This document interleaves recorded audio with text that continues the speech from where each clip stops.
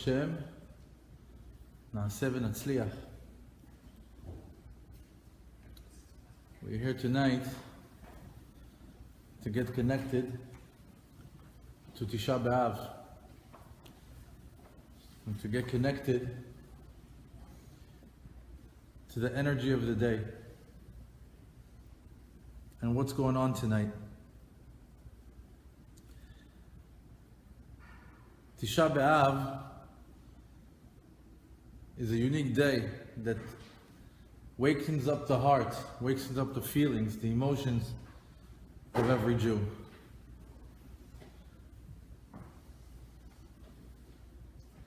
This is the night that both Bet HaMikdash burnt. You could imagine the most holy place in all of Judaism was set ablaze, burning, fire, eating it up. In Yud Zayin Bet Tammuz, 3 weeks ago, the walls were breached. By tonight, they got to it and they burnt it down to a crisp. Twice in the same day. Tisha BeAv is also when the Meraglim came back with Lashon Hara on Eretz Yisrael. And Hashem decreed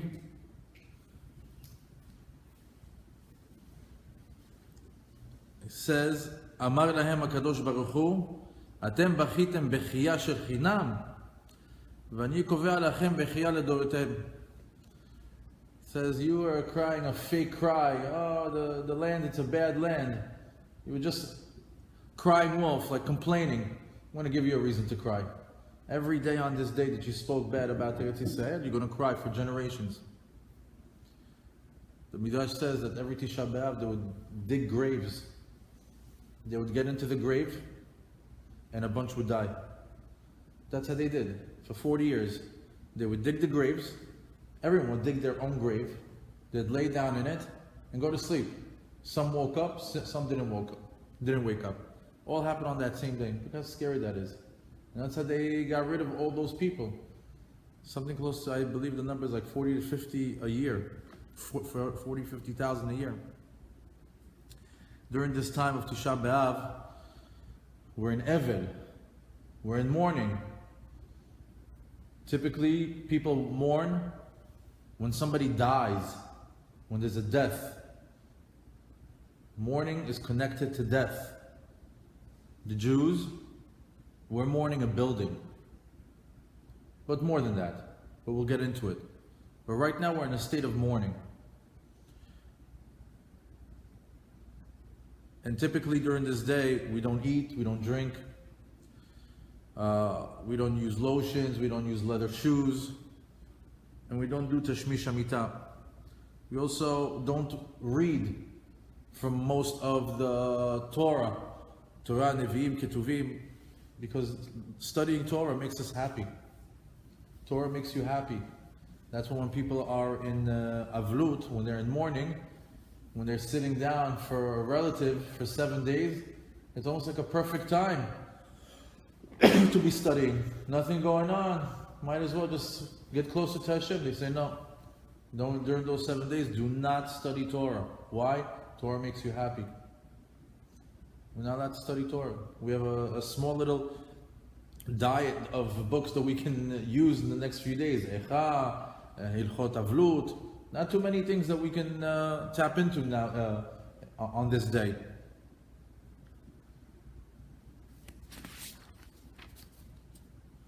But the question is, are we feeling Tisha BeAv?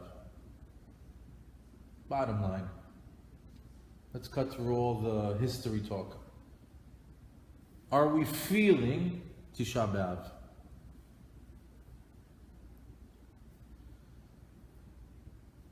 Are we getting emotional about this day? Truth is, if we want to be real about it, how can we feel something we never felt? You're asking me to feel emotional right now. Over what? Over what? Never seen it. Never experienced it. How can I feel for something that I never felt, that I've never visited, that I never saw? We're talking about something that's about 1,949 years ago. You want me to cry over something from close to 2,000 years ago? How can we cry for Bet HaMikdash? See, the common Jew is having a hard time with that. We have the righteous Jews, tzaddikim, that can connect, they can shed a tear in a split second by the name of the word Yerushalayim. The heart starts to move. They're connected to Yerushalayim. They're connected to Bet HaMikdash. They're on that level. Yet there's a large part of the populace that is hard for them to get emotional on this day.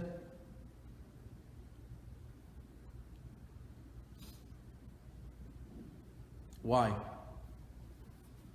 Why can't we? How come we can't connect? How come we can't get emotional? How come we can't get a tear to come out? How come we're not those Jews?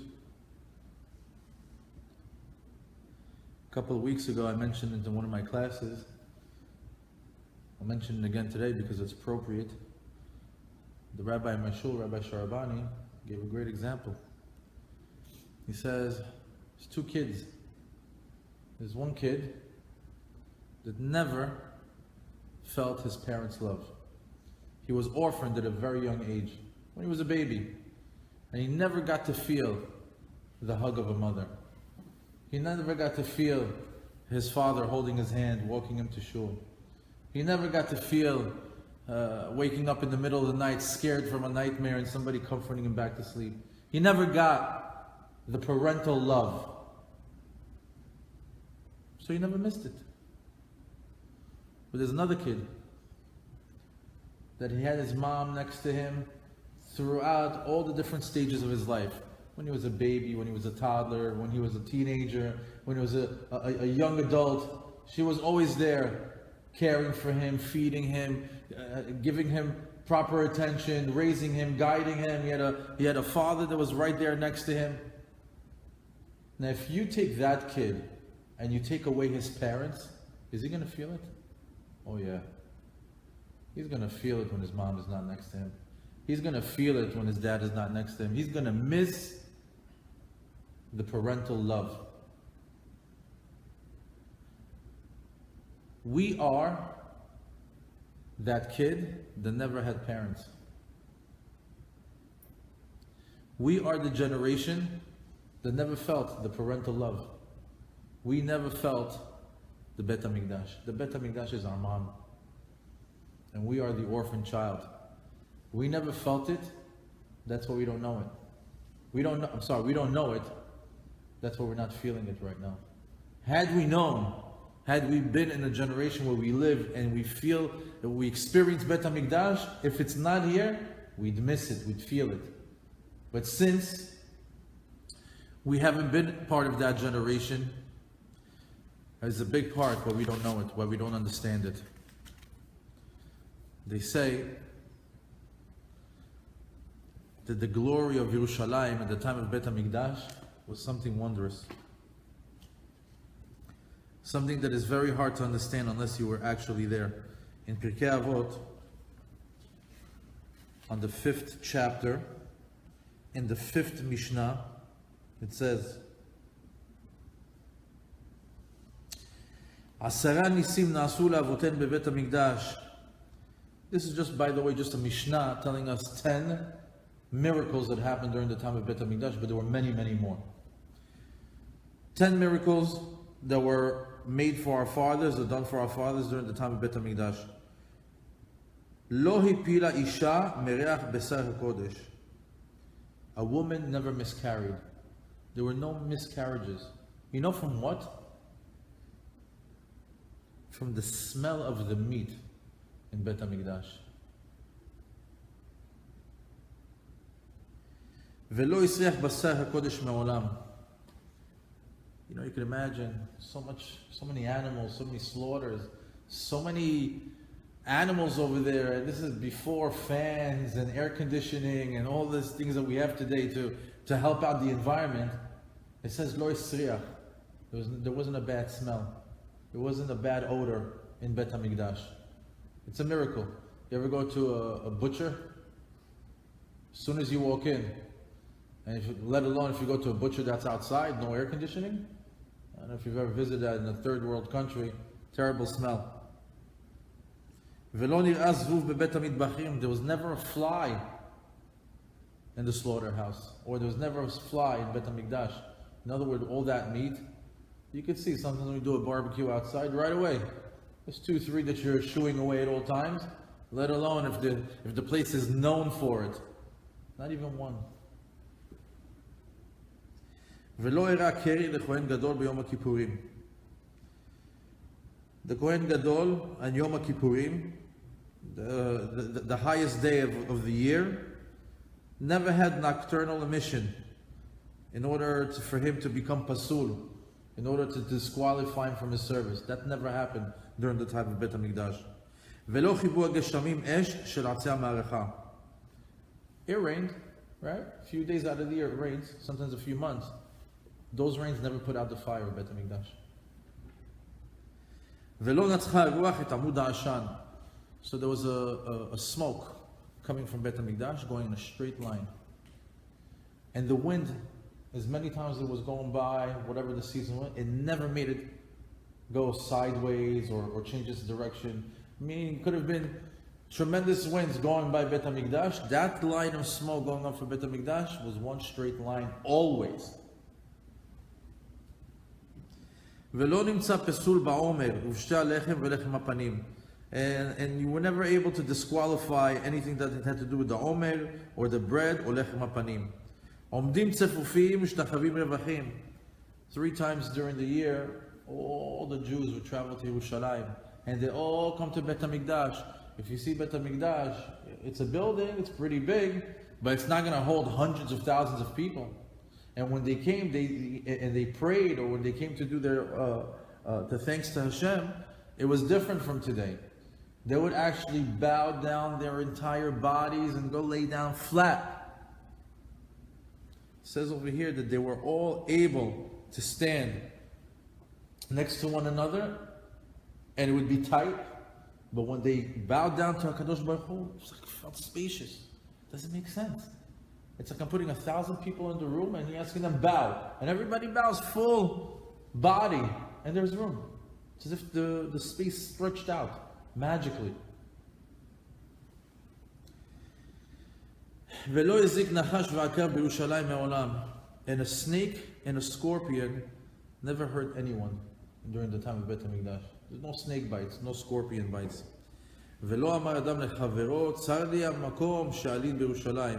And nobody ever said that there's no place and there's nowhere to sleep in Yerushalayim. It always felt spacious regardless of how many people were there. That was a Mishnah in Pirkei Avot. Eretz Yisrael is also known for Eretz Halav Udvash, the land of milk and honey. I recently heard a class by Rabbi Yitzchak Cohen. He was saying, you know what it looked like? Do you know what the land of milk and honey looked like? He said there were beautiful, beautiful fig trees. And the figs were so juicy that they were dripping honey. And the animals, the livestock, the goats or the cows would walk by these trees and there'd be ankle high in honey dripping from the tree. And the animals themselves were filled with milk. And them too, they would be so filled with milk that they'd be dripping milk. And the milk from their udders and the honey coming from the fig trees would mix into a pool of halav udvash. That's how rich the land was.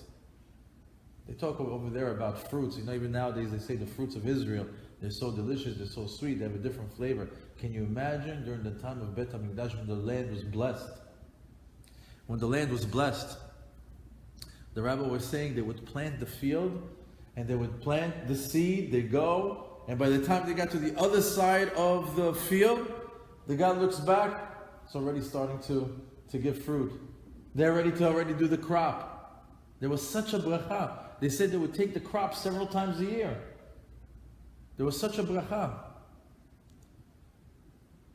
During Bet HaMikdash, the party of all parties, Simchat Bet HaShoeva, they said you've never experienced happiness or a party like the time of Simchat Bet HaShoeva. That's when the people would come with buckets of water and they would clean up Bet HaMikdash. They would throw water on it and give it like a good 1 year, a yearly scrub down. And they say during that time the biggest rabbis would come and dance, and there'd be all these shows of different feats. They show a rabbi that was able to do headstands on 2 fingers, and one that would do like juggle avukot esh, like juggling torches, 7 or 8 or 9 at a time. It was like talking about incredible happiness that we'll never know during the time of Bet HaMikdash. But again, we never saw it, so we'll never miss it. We don't know what, these are just things that we read. We will never understand it. To know the feeling of losing Bet HaMikdash, you have to go to the group of people that lost Bet HaMikdash. Who are those people? Take a Sefer Tehillim, Per Kuf Lamed Zayin, chapter 137 in Tehillim, which is also part of Tikkun HaKlali. And over there it says, Al Naharot Bavel. This particular perek is a very, very special perek. It gives us a unique look to the feeling of that loss, to the feeling of losing Bet HaMikdash. And this particular perek Tehillim serves 2 purposes. One, to lament the feeling of losing Bet HaMikdash, and it's also a prayer for vengeance. There's a tefillah over here that the Jews, they want revenge for what happened to them. Let's go into it.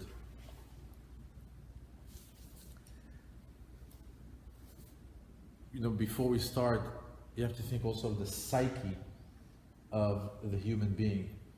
When a nation gets displaced, right? Imagine 410, 420 blissful years with Hashem's providence watching over you.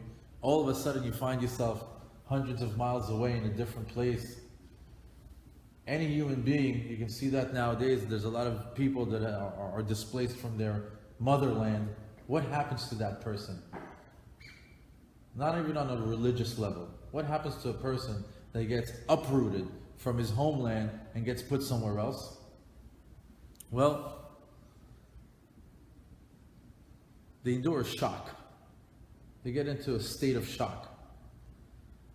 And immediately goes into a preservation mode, survival mode. That's what happens. It's that human instinct.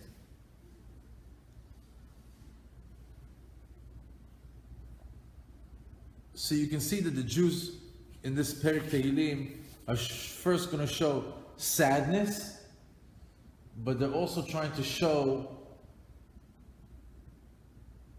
that they want to get past this as well. Take a look. I'll do a quick review of the text and then we'll go into it. Al Naharot Bavel, Sham Yashavnu, Gam Bachinu, Bezochenu Tzion.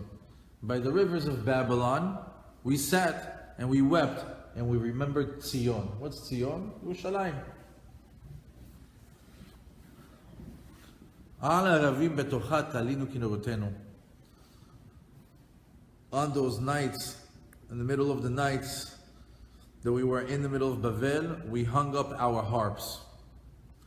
כי שם שאלונו שובנו דברי שיר ותוללנו שמחה, שירו לנו משיר ציון. For our captors asked us for words of songs, and the ones that tormented us are telling us, sing for us a song of Tzion. איך נשיר את שיר אדוני על אדמת נחל? How can we sing the song of Hashem on a foreign land? אם אשכחך ירושלים, תשכח ימיני. The famous line, if I forget you, O Jerusalem, May my right hand forget its skills. תדבק לשוני לחיקי, אם לא אזכרכי, אם לא אעלה את ירושלים לראש שמחתי. May my tongue cling to my palate, if I do not remember you, if I do not bring up Yerushalayim at the beginning of all my joys. זכור אדוני לבני אדום, את יום ירושלים, האומרים ערו ערו עד היסוד בה. Remember Hashem, those sons of Edom, the day of Yerushalayim, when they said, raise it down to its foundation, when they wanted to destroy Bet HaMikdash. בת בבל השדודה, אשר שישלם לך את גמולך שגמלת לנו. Oh, the daughter of Bavel, who is destined to be plundered. Praiseworthy is he who repays you, and who recompensates you that you have done this to us. אשרי שאוחז ונתפצת עוללייך אל הסלע. Praiseworthy is the one who will take and dash your infants against the rock. Now, listen to this. Al Naharot Bavel. Now, by the way, there's many explanations to this Perek Tehillim. I'm just going to take a few from a lot of different sources in order to give us a picture of what's being said over here. It says over here, Al Naharot Bavel, Sham Yashavnu Gam Bachinu Bezochen et Zion. Where they're sitting in front of a river. And they say that it's in front of the Tigris and Euphrates rivers. And they're crying. And they're remembering Tzion. Strange place to cry. Couldn't they cry somewhere else? Why are they crying in front of a river? So, in order to understand this line, we have to go back all the way to Bereshit. When Hashem created the world. When He split the waters. And He said, some waters are going to stay here, and some waters are going to be in the Shamayim. Why is it called Shamayim? Sham Yam. Over there, there's water. That's why it's called Shamayim. Shamayim. Over there, there's water. So there's water, and they got split up. Some are in the heavens, and some are here. The ones that stayed here are called Mayim Bochim. Crying waters. The waters on earth are called crying waters. Why? Because they're crying. Because they're not close to Hashem. They're crying to Hashem. Hashem, why? Why did you leave us here? We want to be close to you. We want to be close to you. So Hashem tells them, this is the way that it is. Some waters are going to be with me up here. Some are going to be down here. But in order to compensate you, I'm going to do a Brit Melach. What's a Brit Melach? It's a deal that Hashem made with the waters. That when the time when Bet HaMikdash is going to be around, every single korban is going to have salt put on it. Where do we get the salt from? From the ocean. And that's how you can come back to me. When it comes to the holiest place that I'll put on this earth, you will be part of the korban, and you will come back to me to the Shamayim through the korbanot. So, the Jewish people are now sitting in front of the river and saying, we lost the Shekhinah. We have no way to connect. We're crying just like you. We also want to be close to Hashem. We also want to be close. We lost the opportunity to get close to Hashem. They're crying to the crying waters. They can relate.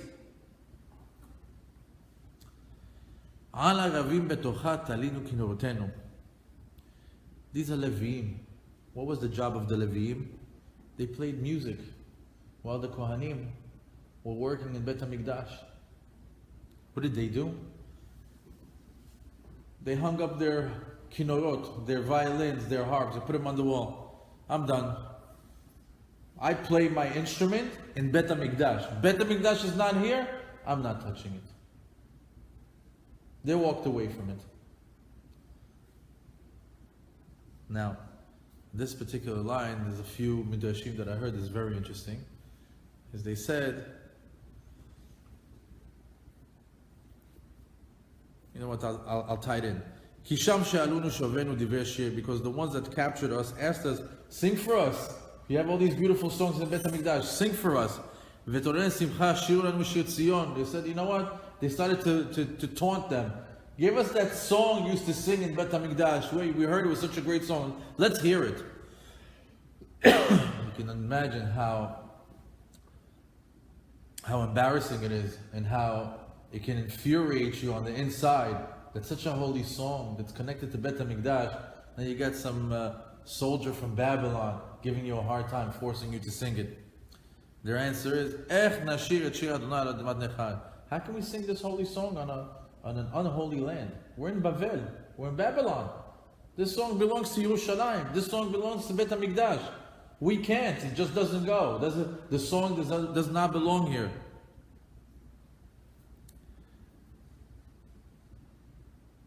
They say, when they put down the violin, they did something else. They cut off their thumb. They cut off their thumb. Why? How do you play a violin? Well, how do you play a harp? You need your thumb to, one finger holds, one finger, it's like it's got some sort of counter. They took off their thumb.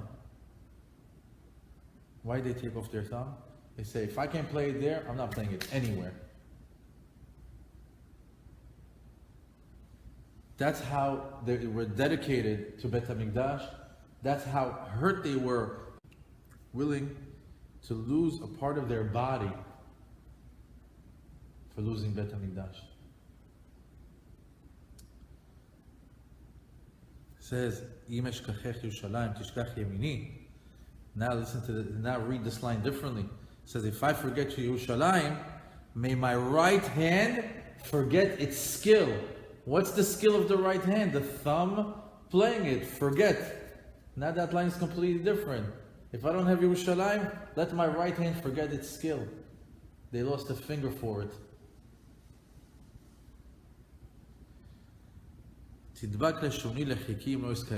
Let my tongue get stuck to the top of my palate. That usually happens to people that are sick. Certain people, they get strong fevers or some sort of diseases. They have that thing where their mouth clamps up. They said, let that happen to me. They're wishing on themselves like a harsh death. If I don't remember, if Yerushalayim doesn't come on my tongue, come on my lips, when I'm at my most joyous state, such as a wedding, such as having children or an event.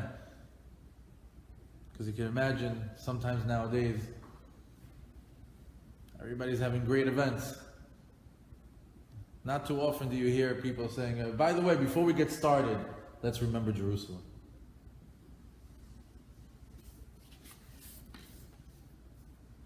זכור אדוני לבני אדום את יום ירושלים האומרים ערו ערו עד היסוד בה. They're saying, Hashem, remember, don't forget Edom. They've been after us for ages. For ages they're chasing us, for ages. That right now they want to destroy it from the root. They're going to Bet HaMikdash, they're destroying all levels of the walls. They didn't just destroy the top, just the middle, left a little bit. They went for all of it. The only one they weren't able to do is Kotel HaMa'aravi. Deep secrets why that one is still up. It says, Bad Bavel HaSheduda, Asher Shalem Nechet Gmunech Shegamat Lanu. It said, Bad Bavel, you see us now. Soon you will get your vengeance. Soon you'll get your repayment. It says, praiseworthy is the one that takes the Babylonian babies and smashes them on a rock. That last line is very brutal. You can see that the Jewish people here, you never hear a Jew talk like that. You never hear a Jew kill the babies. You never see a Jew saying, seek revenge. We're full of heart. We're the most merciful army in the world. We drop pamphlets before we bomb. Nobody does that. We send messages to their cell phones. We're going to be here at 4 p.m. Move away. But you can see that they were in a very strange mode. They were in survival mode, and they were bitter that they were taken out of their land. They were bitter that they lost their Bet HaMikdash. And they say, take their babies and smash them on the rock. Why? Because Babylonian babies, become evil Babylonian adults. They knew. They had their experience with the Babylonians. And they saw that the Babylonians, once they get into their teenage years, into their adult years, they're all evil. So it's saying it's better that the guy takes care of the baby so they don't grow up to adults. Because they're seeing now how they've been treated. Now, with all that being said, here's a generation, here's the Leviim, here are some of the employees that worked in the building, that worked in Bet HaMikdash, are coming to you and saying, look what's happening to us. Look at the displacement of the Jews.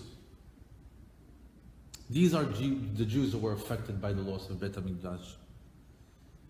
And these were the Jews that were connected to Bet HaMikdash. Now,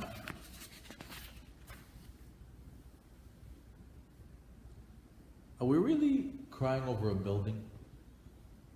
Is it really about those bricks and those doors and those windows and the artifacts that's inside?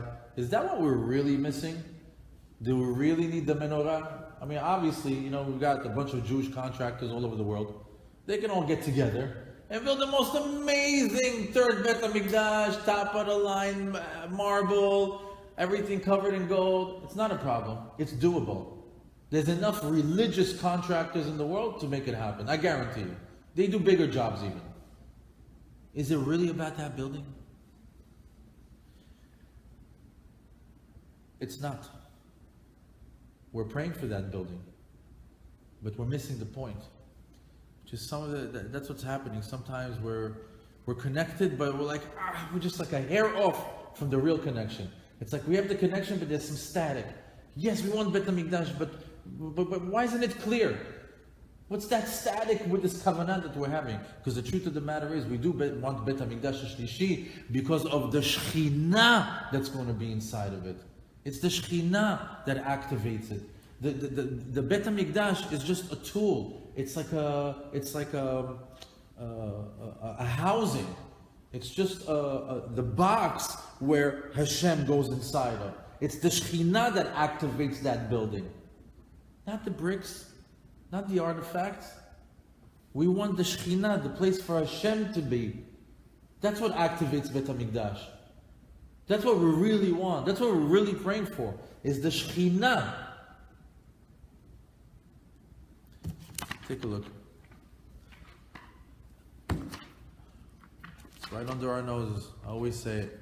Here we are. How many times we say Amidah a day? 3 times a day. Sometimes more, depends on the holiday. Look what it says over here. Right before Modim. Right before Modim, what do we say? V'techezena enenu b'shuvcha leTzion berachamim. And our eyes will look, will gaze, and will see you coming back to Tzion, coming back to Jerusalem with mercy. Baruch atah Hashem hamachzir shechinato leTzion. Blessed you Hashem, the one that brings back what? His Shekhinah leTzion. That's what we're praying for all the time. We're not saying hamachzir et Bet HaMikdash leTzion. Hamachzir shechinato leTzion. We want his Shekhinah to come back to Tzion, to come back to Yerushalayim. And then what do? Modim anachnu lach, we bow down. So if you think about it, it seems like Amidah is painting the picture that we're supposed to be in Jerusalem. The Shekhinah comes into Jerusalem and into Bet HaMikdash, and we're all there doing what? Modim anachnu lach. That's the picture that the Amidah is painting. However,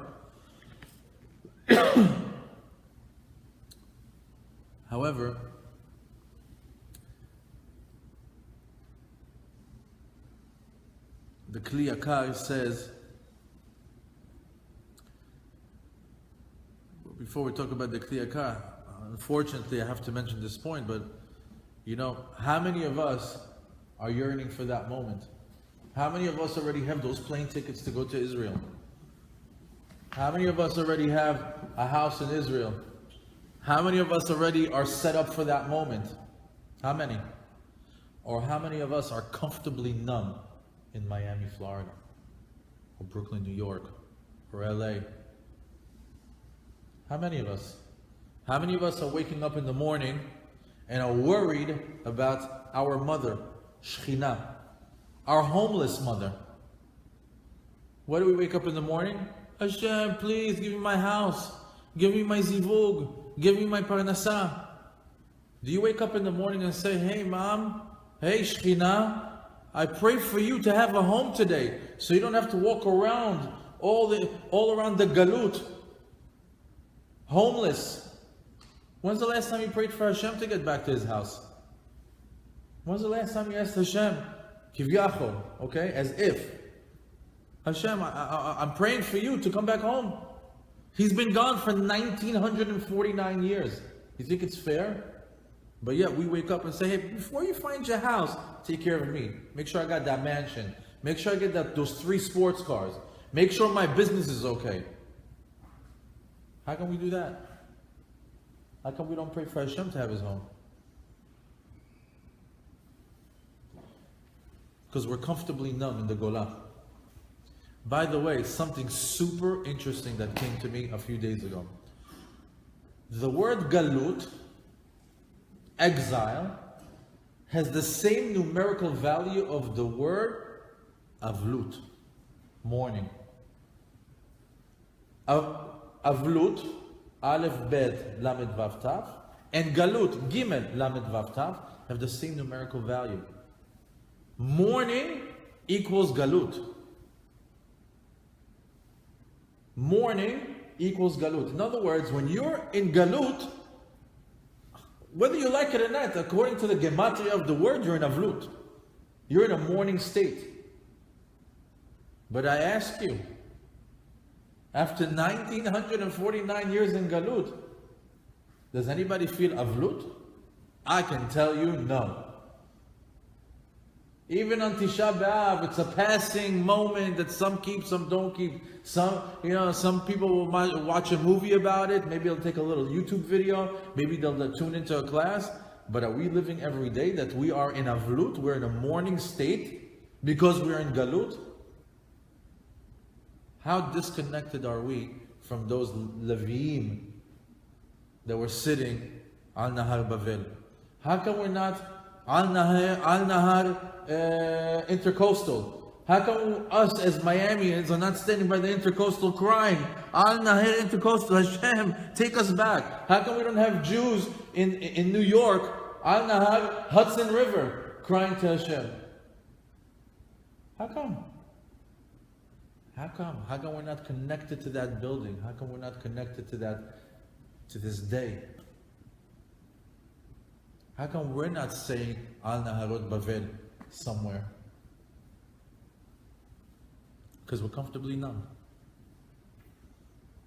We're okay with having the Jewish schools and the Jewish stores and living in our communities. And Baruch Hashem, thank God for that. I mean, we're not complaining. Thank God that there's that. Thank God for it. We're not complaining. But on the bigger picture, are we being honest with ourselves when we're doing Amidah and say, yes, I can't wait for the moment when you're coming to Tzion and I'm standing right there and I'm Modim. Really? Are you preparing yourself for that moment? Am I? I want to tell you something. When I prepared this class, everything's about me right now. This is all something that I said to myself, am I feeling what I'm saying? I want to wake up my heart. I want to wake up my feelings for Eretz Yisrael, for Yerushalayim, for the Shekhinah. Where's my heart? Where are my feelings? Where's my true Jew identity?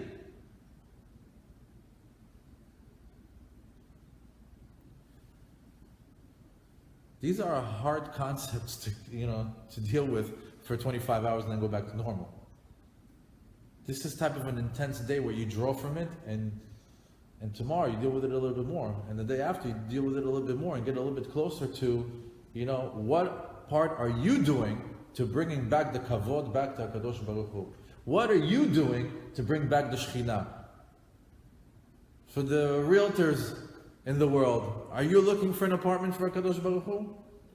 Right? For the contractors, were you building a brand new 10-room mansion for HaKadosh Baruch Hu? Who's putting an effort to where Hashem is going to live. And how does it work? How does it work? It works. We're just doing your part. Nobody's asking you to go change the world. Don't change the world. Just work on yourself. Be an army of one. Just do you. When you do you, you'll find more people that are doing the same thing, and we're all together, holding hand in hand, inching together towards the Geulah. This day is supposed to activate these feelings inside of you. Because right now, 1949 years ago, Bet HaMikdash was in flames. Because of Sinat Chinam. Just hating on each other for no reason. You know, I just want to say one last thing. I mentioned it also in a couple of lessons ago when we were speaking about unity. The Kli Yakar says the Jewish people are a special race. They're very, very unique. They have division in their heart. That's how they are. It's one of those things that they have to work on. They have division in their heart. And the Ramchal says, when they are divided, when they are under the control of deen, measurement of judgment, in other words, they're not doing things that they're supposed to do, and right now Hashem is judging them by midat hadin, they're divided. When they are united, or when they're in the kedusha, and when they're connected to HaKadosh Baruch Hu, and they're being ruled under the measurement of chesed, they become united. So every time you see, or what we see right now, the division that's between Jews, is because Jews are under the measurement of deen. Hashem is, if you want to know, like, Hashem, how are you judging the Jews? Just look at people around you. Deen, deen, deen, deen, deen. You can see. Why? The way they talk. They're divided. This guy's like this, that guy's like this. This guy's a Sephardi, this guy's Ashkenazi. This guy's a darkie, this guy's a light. All these little comments that create the division. You see that guy that talks like that? Hashem, deen. He's dealing with him on a strict judgment. The minute a person starts to be united and in Kedusha and involved in Torah, chesed. And then the division in the Jewish heart moves away. And we become united. The secret to the Jew is unity. United we win. Divided we lose. And the whole world knows it. And the whole world is deeply invested in dividing us. Politically, religiously, almost in every way, in every country. In our own country. In our own country. And you have to understand that the Yetzer Hara, this is 5,777 years of hard work. He's working hard. This is 5,777 years of hard work. He's not giving up. We just came into the picture 30, 40 years ago. He's doing his mental push-ups for us. He's ready for us. But together, it's going to be very hard for him. Individually, he usually beats us. Together, he doesn't have a chance. And everybody knows this. The Goyim know it. The Arabs know it. We know it.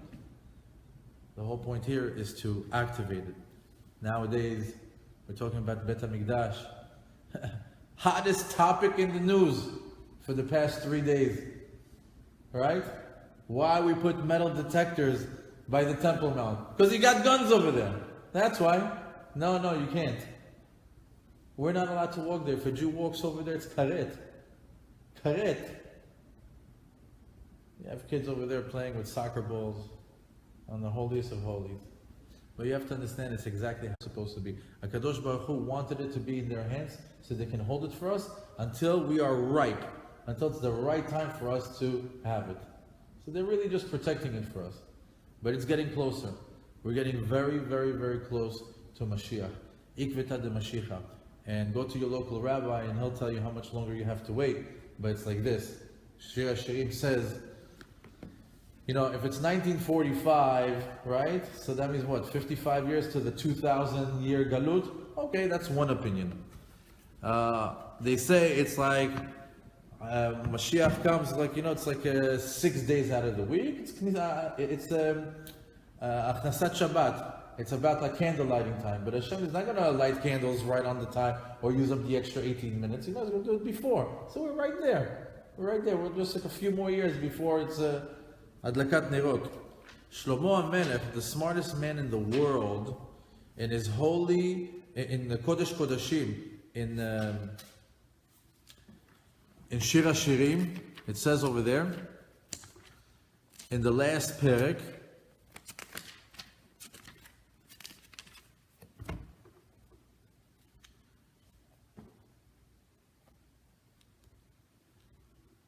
כרמי שלי לפניי, האלף לך שלמה. He says, in the time of Mashiach, האלף לך שלמה, ו200 לנותרים את פריו. האלף, it's the Hey Elef, the 5th millennium. And the 5th millennium, לך שלמה, ו200 לנותרי פריו. And take 200, take 200 less from the 5th millennium. What's 200 less of the 5th millennium? So you're looking at 6,000 minus 200. We're at 5777. So how many years is that? 23. Okay. Shlomo Melech says, in 23 years, whether you like it or not, that's the deadline. What are we trying to do? We're trying to bring it beforehand, unity.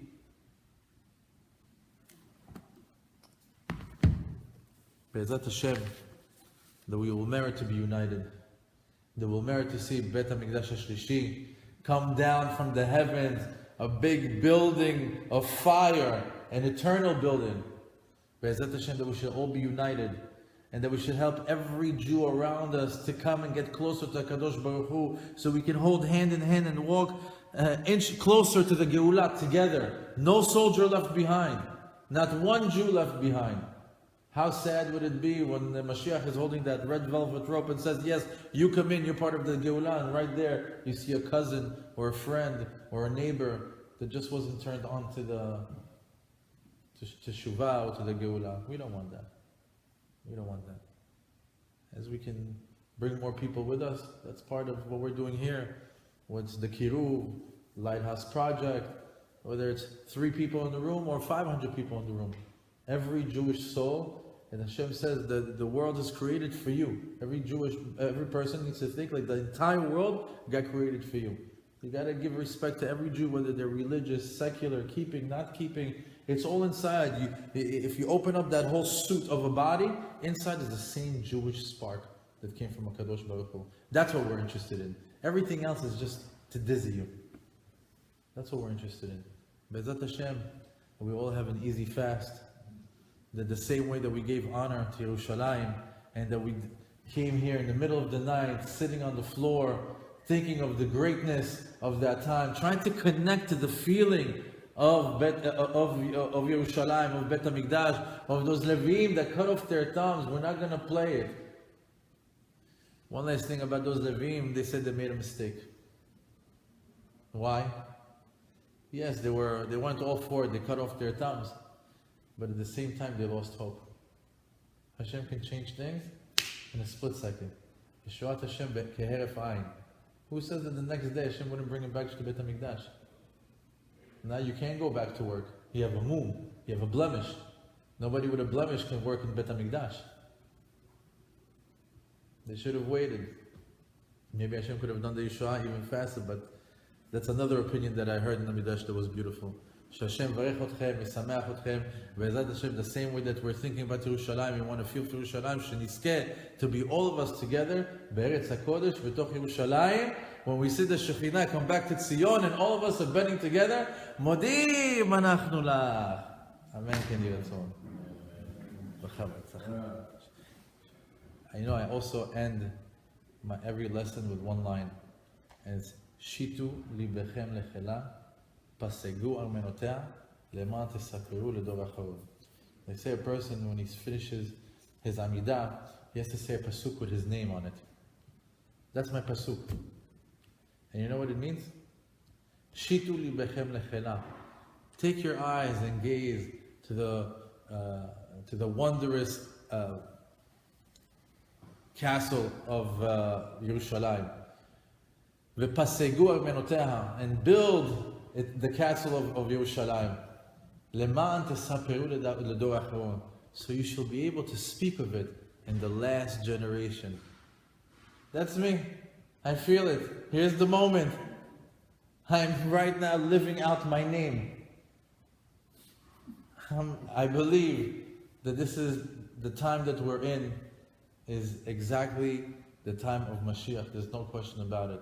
This is the time להתחזק ולחזק. שהשם יברך אתכם ושמח אתכם.